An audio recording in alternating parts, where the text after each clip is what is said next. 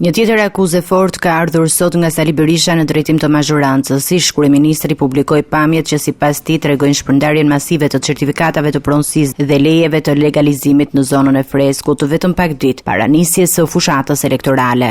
Mikrofonin. Këtu jemi tek Fresku.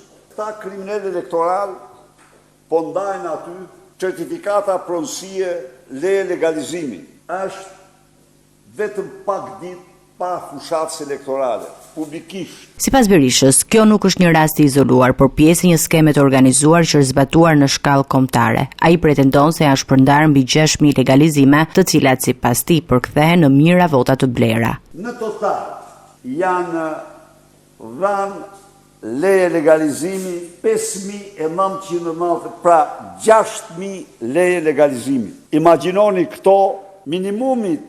Berisha komentoi dhe vendimin e Shteteve të Bashkuara për të shtyrë me një vit gjendjen e emergjencës për Ballkanin Perëndimor. Sipas tij, ky vendim lidhet me atë që siç thot ai, qeveria shqiptare ka me kartelet e drogës.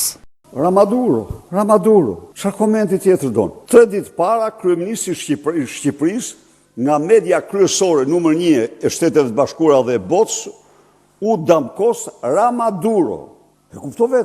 Tjetër, 3 javë më parë një zyrtar i lartë i Departamentit të Drejtësisë solli këtu mesazhin e ministrit të Drejtësisë së Shteteve të Bashkuara apo prokurorit përgjithshëm, quajini si doni, ishte një funksion, me të cilin kërkon që Shqipëria të merret me kartelet e saj të drogës.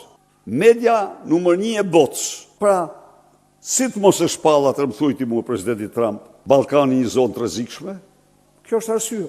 Në fokus të kritikave të Berishës është dhe emërimi i Genc Deromemajt në krye të kadastrës së Vlorës. Ai tha se ky i fundit e kishte njoftuar për tërheqje nga politika, por nuk kishte dieni për pozicionin që do të merrte. Në Vlorë, por është zgjedhja e tij.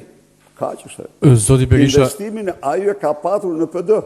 Se si gjeti këtë vlerësim të lartë nga. Në fund, Berisha deklaroi se do të publikojë materiale të tjera që sipas tij dokumentojnë blerje votash me certifikata pronësie dhe leje ndërtimi në zona të tjera të vendit, duke akuzuar qeverinë për manipulim të qëllimshëm të zgjedhjeve.